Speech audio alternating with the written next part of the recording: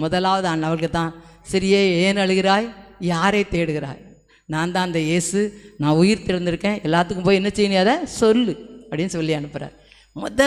கிருபை அந்த அம்மாவுக்கு தான் என்ன செஞ்சுது, அந்த கிருபையை நம்ம பெற்றுக்கொள்ள தான் வந்திருக்கோம்.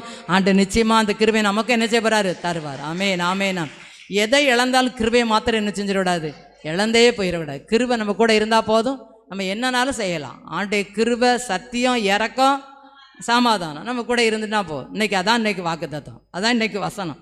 ஒவ்வொரு நாளும் நீங்கள் அது காலையில் எழும்பி ஜெபம் பண்ணும்போதே இதை என்ன செஞ்சிடணும், வாசித்துடணும், ஜெபம் பண்ணிடணும்.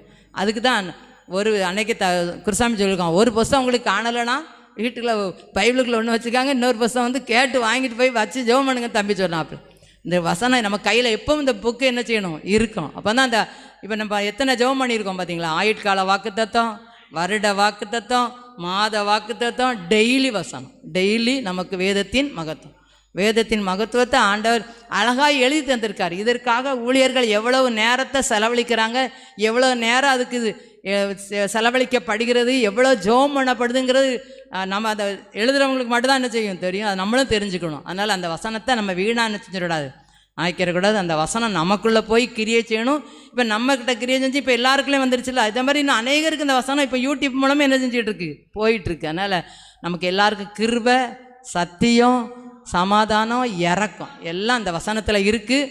அதை நம்ம அனுதினமும் என்ன செய்யணும், கேட்டு கேட்டு என்ன செய்யணும், பெற்றுக்கொள்ளணும். அதுதானே. அடுத்தது பார்த்தீங்கன்னா இதில் என்ன போடப்பட்டிருக்கு, அதில் ஜனவரி மாதத்துக்கு எச்சரிப்பு வசனம், மோசம் போகாதீருங்கள், மோசம் போகாது. நான் எங்கே மோசம் போவேன்னு சொல்லிடவே கூடாது.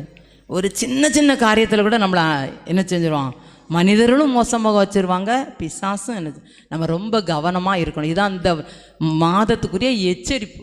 இப்போ நமக்கு எல்லாருக்கும் எச்சரிப்பும் தந்திருக்கு, வாக்குத்தத்தமும் தந்திருக்கு. அந்த வாக்குத்தத்தத்தை அனுதினமும் என்ன செய்யுங்க, வாசிங்க. அனுதினமும் வாஸ்து அது அப்படியே நடக்கணும். அது மாதிரி எச்சரிப்பை வாஸ்து நான் அதுக்கு கீழ்ப்படியணும்.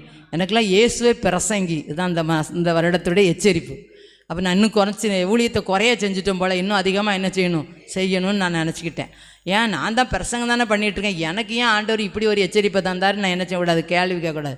என்னுடைய ஊழியம் இன்னும் போதாது, இன்னும் அதிகமாக என்ன செய்யணும், ஆண்டருக்காக நான் ஓடணும், இன்னும் ஆண்டருக்காக ஊழியம் செய்யணும் தான் ஆண்டர் இயேசுவை பிரசங்கன்னு சொல்லி நமக்கு எச்சரிப்பின் வாக்குத்தத்தம் தந்திருக்காருன்னு சொல்லி நான் ஆண்டர்கிட்ட ஒப்புரவாகி பேசியிருக்கேன், ஜெபம் பண்ணியிருக்கேன். ஆண்டவர் நடத்துவார். இல்லையா? அதே மாதிரி இந்த மோசம் போகக்கூடாது. தினசரி பேப்பரில் பார்த்தீங்கன்னா ரொம்ப படித்தவங்க, ரொம்ப அறிவாளிகள்லாம் மோசம் போய்கிட்டு இருக்காங்க. 10 லட்சத்தை தானே 20 லட்சம் தரோன்னு போட்டுற வேண்டியது, கடைசியில் 20 லட்சம் கிடையாது, 20 பைசாவும் கிடையாது, எல்லாம் என்ன செஞ்சிடும் போய். யாராவது நமக்கு இப்போ தினசரி நீங்கள் ஃபோனை எடுத்தேன்னா ஒரு எச்சரிப்பு வந்துகிட்டு இருக்கு.